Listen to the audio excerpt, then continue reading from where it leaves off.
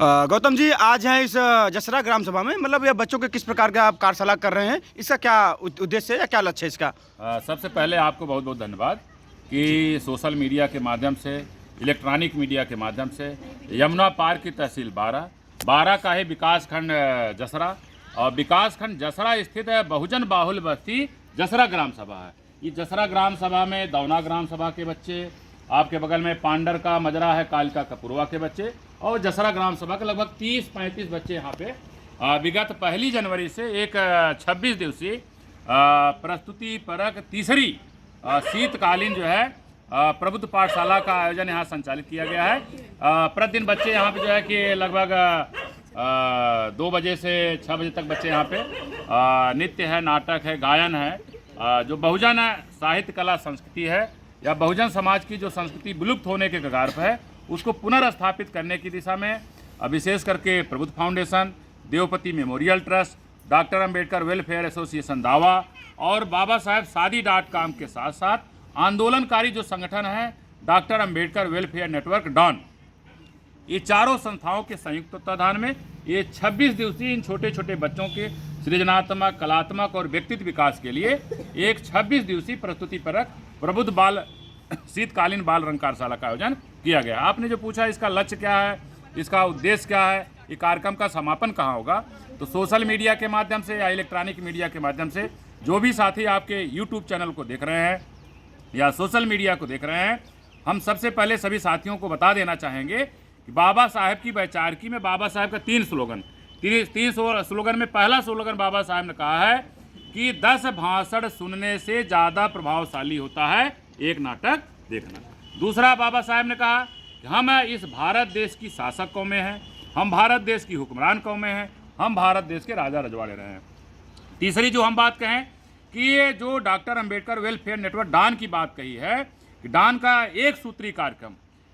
कार्यक्रम है हम जमीन का और उद्योगों का। ये हम नहीं कर रहे हैं, बाबा साहब ने स्टेट एंड माइनॉरिटी में कहा है अगर जमीन और उद्योगों का राष्ट्रीयकरण कर दिया जाए तो बहुजन समाज आज जो भूमिहीन खेतिहर मजदूर बना हुआ है सब बड़े बड़े काश्तकार हो सकते हैं। तो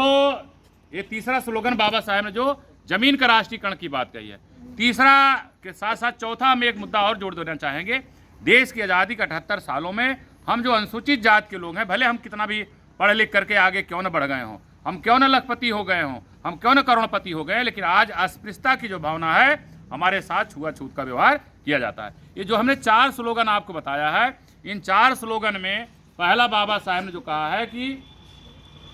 10 भाषण सुनने से ज़्यादा प्रभावशाली होता है एक नाटक देखना। तो उस नाटक की गतिविधि में, उस नाटक के क्षेत्र में हम आपको बता देना चाहेंगे कि ये विशेष करके ये बहुजन जो साहित्य है, कला है, संस्कृति है, देश की आज़ादी की 78 सालों में हमारी बहुजन जो साहित्य है, कला है, जैसे वो विलुप्ति के कगार पर। अगर देखा जाए कि 6वीं शताब्दी ईसा पूर्व तथागत बुद्ध का जो संदेश, इसलिए तथागत बुद्ध को क्या कहा गया है, पूरे विश्व को करुणा मैत्री का संदेश देने वाले तथागत बुद्ध विश्व गुरु हैं। और तब से लेकर आज तक हम यहाँ की जो हुक्मरान कौमें रही हैं, शासक कौमें रही, राजा रजवाड़े रहे हैं, ये किसी न किसी कारणवश हम जो है कि जो हमारे हम शासक कौमें जो रही हैं, शासन से हम हटा दिए गए। आज देखा जाए कि मानवर काशीराम साहब ने कहा है कि जिस समाज की गैर राजनैतिक जड़ें मजबूत नहीं होती हैं उस समाज की राजनीति कभी भी कामयाब नहीं होती है। मानवर साहब ने 78 में बाम से DS4 बनाते हुए 14 अप्रैल 1984 को बहुजन समाज पार्टी का गठन किया। बहुजन समाज पार्टी में रात रात दिया जला करके, कैंडी जला करके, लालटेन जला के कैडर दिया जाता रहा। तब से लेकर अगर देखा जाए बहन जी के नेतृत्व में टुकड़े टुकड़े में 3 बार और 2007 से 12 में बहुजन समाज पार्टी अपने जो है पैर पे, जिसको कहा जाए फुल मेजॉरिटी में सरकार बनाई। और बहन जी ने अपने 7.5 साल के कार्यकाल में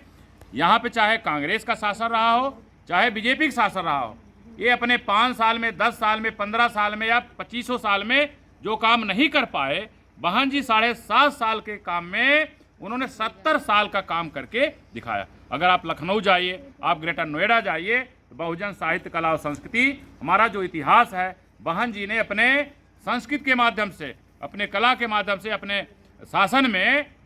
अपने इतिहास को रच दिया है। तीसरी जो हम बात कहना चाहेंगे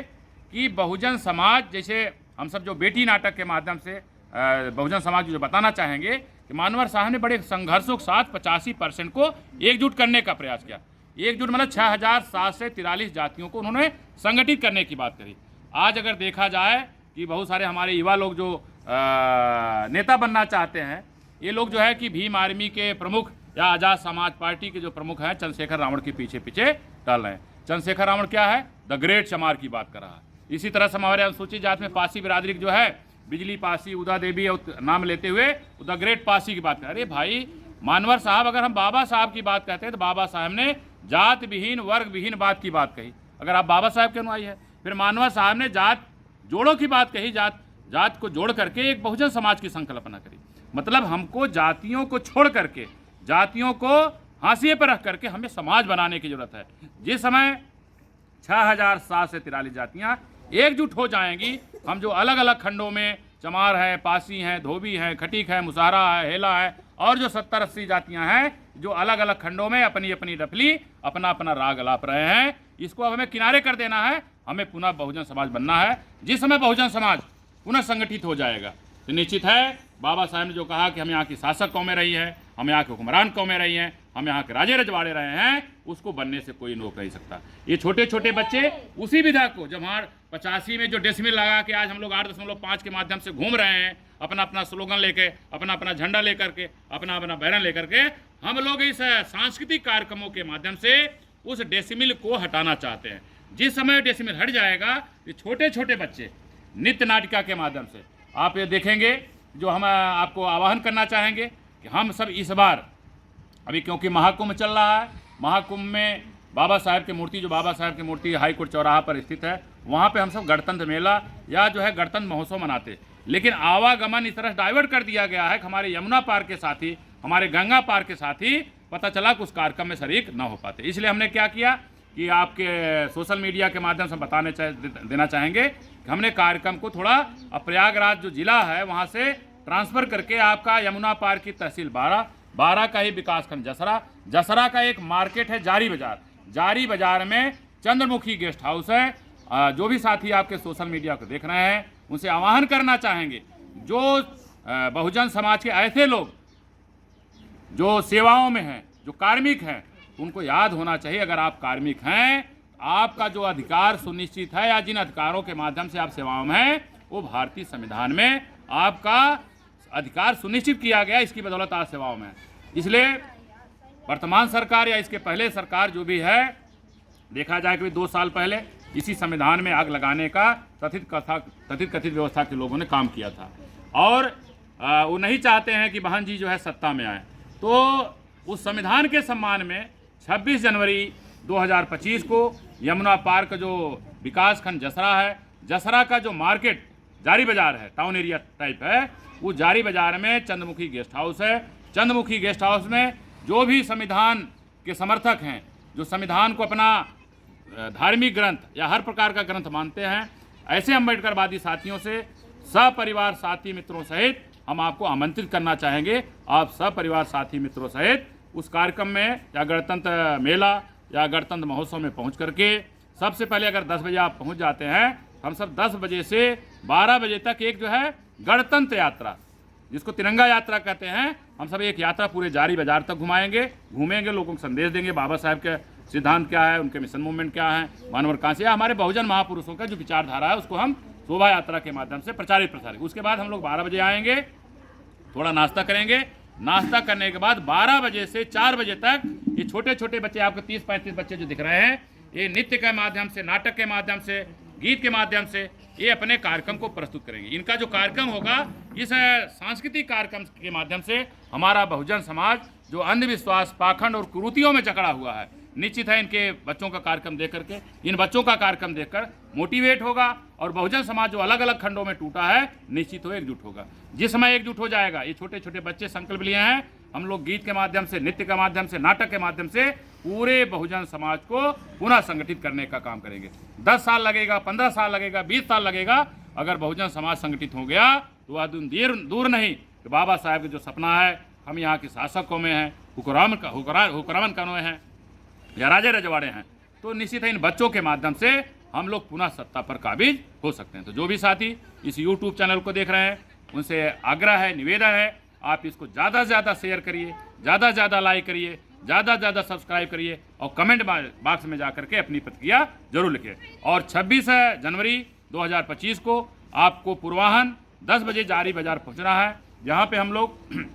गणतंत्र यात्रा निकालेंगे। गणतंत्र यात्रा के बाद बच्चों का सांस्कृतिक कार्यक्रम होगा। जैसे हम बता देना चाहेंगे, एक नाटक है महाराष्ट्र की या नागपुर महाराष्ट्र की सुशीला टागभौरे प्रख्यात बहुजन साहित्यकार है, उनका लिखा हुआ नाटक जीवन के रंग है। दूसरा जो है अंधविश्वास, पाखंड और कुरीतियों से मुक्त करने का एक नाटक है पाखंड। तीसरा आप देखेंगे नाटक बेटी, जो बहुजन समाज को संगठित कैसे हो सकता है ये देख सकते हैं। तीसरा जो देखा जाए कि हमारा जो लक्ष्य है, हमारा जो मोटो है, हमें आपको किधर ले जाना है। बाबा साहेब ने जो बात 1932 में कही थी, बाबा साहेब ने 14 अक्टूबर 1956 को आपको एक रास्ता दिखाया। वो रास्ते में क्या है कि बुद्धम शरणम गच्छामि। बाबा साहेब स्वयं साथ में 10 लाख अनुयायियों को जिस रास्ते पर ले गए, अभी हम सब उस रास्ते को पकड़ नहीं पाए। अब हम सब कहीं न कहीं गुमराहियत की स्थिति में हैं। पुनः हमको अंगुलीमाल नाटक से जो संदेश मिलता है कि ये मारने वाले से बचाने वाले का अधिकार ज़्यादा होता है। या देखा जाए आज की स्थिति में एक प्रकार से तथागत बुद्ध का जो समता, स्वतंत्रता, बंधुत्व, करुणा, मैत्री की बात करती है, अंगुलीमाल जैसे डाकू को तथागत बुद्ध ने कोई हथियार नहीं उठाया, लेकिन अपनी वैचारिकी के माध्यम से, अपने विचारधारा के माध्यम से अंगुलीमाल तथागत बुद्ध के शरण में आ जाता है। अगर हम दूसरी व्यवस्था की बात करें, चाहे यहाँ राम पैदा हुए, चाहे यहाँ कृष्ण पैदा हुए, आज की अगर आज के वर्तमान स्थिति में देखा जाए, सरकार की बात करें, माननीय योगी आदित्यनाथ जी हमारे उत्तर प्रदेश के मुख्यमंत्री हैं, इनकी अगर व्यवस्था देखा जाए तो राम ने रावण को मारा, कृष्ण ने कंस को मारा। आज योगी आदित्यनाथ की अगर बात करें तो जो लाइन ऑर्डर मेंटेन करने के लिए लगभग 10-10, 15-15 अतीक अहमद जैसे लोग और कानपुर के दुबे जी, तमाम ऐसे काउंटर किए गए। मतलब कि हमारे माननीय प्रधानमंत्री जी कहते हैं कि देश में जो शांति आ सकती है, अमन चैन आ सकती है, तो बुद्ध ने जो अहिंसा का रूप अपनाया, बुद्ध ने कोई युद्ध नहीं किया, बुद्ध का जो मार्ग है उस मार्ग से हम शांति ला सकते हैं। बावजूद इसके अलग अलग जिसकी बात करें, हमें किसी का आलोचना नहीं करनी है, किसी बुराई नहीं करनी है, क्योंकि लाइन ऑर्डर मेंटेन करने के लिए सत्ता को जो कुछ हथियार उठाना पड़ता है उठा रहे हैं। लेकिन तथागत बुद्ध का जो संदेश है कि ये मारने वाले से बचाने वाले का अधिकार ज़्यादा होता है। हम क्यों हिंसक बने, हम अनायास क्यों प्राणी मात्र की हिंसा करें। निश्चित है कि जो साथी यूट्यूब चैनल को देख रहे हैं, आपके नित्य नाटिकाएँ हैं, ये छोटे छोटे बच्चे आपको जो है कि स्वागत गीत के माध्यम से आपका सम्मान करेंगे, फिर जाके बुद्धम शरणम गच्छाम गीत है, फिर जाके आदिवासी जंगल रखवाला रे, या भीम में आएंगे तो अंगना सजाएंगे, या सावित्री बाई फुले की अमर कहानी, ऐसे तमाम गीत हैं, ऐसे नित्य नाटिकाएँ हैं जिसको ये प्रस्तुति करके आप सबको समाज को जो समतावादी विचारधारा है, तथागत बुद्ध की जो विचारधारा है, या हमारे बहुजन महापुरुषों की जो विचारधारा है, उसको ये पुनर्स्थापित करने की बात कहेंगे। तो आप सभी का आभार व्यक्त करते हुए इस उम्मीद के साथ आप सब परिवार साथी मित्रों सहित जारी बाजार स्थित जो चंद्रमुखी गेस्ट हाउस है 26 जनवरी को पूर्वाह्न 10 बजे आप सब परिवार साथी मित्रों सहित पहुंचेंगे। जो भी साथी आपके इस यूट्यूब चैनल को देख रहे हैं, आप सभी साथियों का आभार व्यक्त करते हुए सभी साथियों को जय भीम, नमो बुद्धाय, जय भारत, जय बहुजन समाज, जय भारतीय संविधान।